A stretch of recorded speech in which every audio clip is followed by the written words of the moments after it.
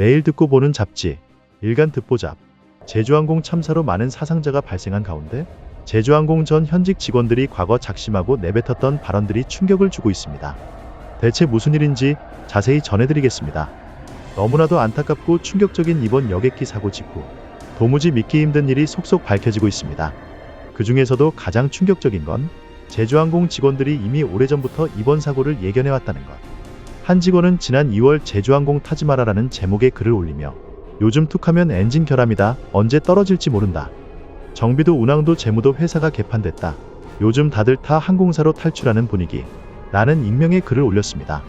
또 다른 직원은 1년 전 하늘에서 엔진 자주 꺼지는 항공사 제주항공. 정비 비용 아끼느라 1년에 공중에서 엔진 4번 꺼짐. 타 항공사에서는 그룹 역사 전체적으로 몇 번 있을까 말까한 중대사고 제주항공의 안전불감증을 감시하고 멈춰주세요. 국민과 제주항공 직원들의 항공 안전을 경영진으로부터 지켜주세요라고 적었습니다. 또 다른 직원 또한 하나같이 정비 환경의 열악함을 폭로하며 이번 참사가 단순한 우연이 아니라는 주장을 제기했는데요. 이미 예견되어 있었던 참사라는 것. 정비사 A씨는 요즘 항공기 엔진 결함이 빈번하다. 언제 사고가 터져도 이상하지 않은 상황.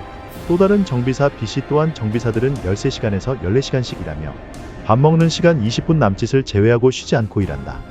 업무량은 타 항공사에 비해 훨씬 많으며 항공정비업계에서는 제주항공에서 2년 버티면 어디서도 버틸 수 있다는 유명한 말이 있다. 정비사들 모두 사명감을 가지고 본인 수명 갉아먹으면서도 안전하게 정비하려고 최선을 다하고 있습니다만 상황이 언제 큰 사고가 터져도 이상하지 않다. 이런 상태에서 정비된 비행기가 운항에 나서는 현실이라며 강하게 비판했습니다.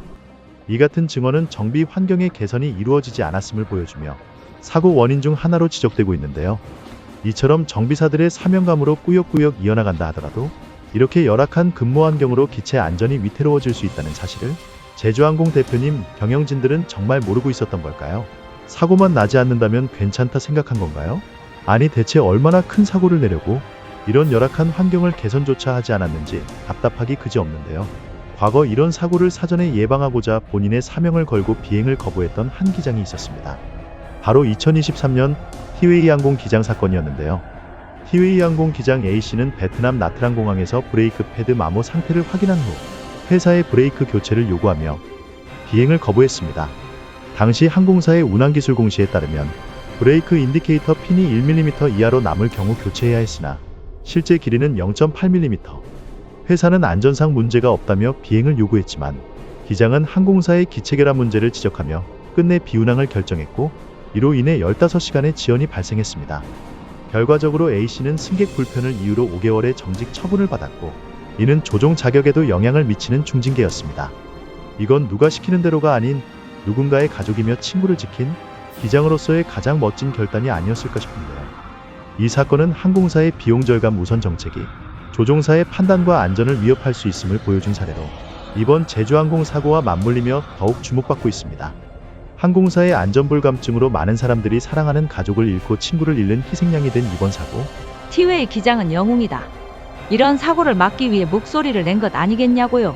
승객의 안전을 우선시한 정말 멋진 파일럿이 목소리를 낸 건데 돌아온 건 중징계라니? 그럼 뭐하냐? 정비 환경 문제 개선하지 않으면 제2, 제3의 참사가 일어날 텐데.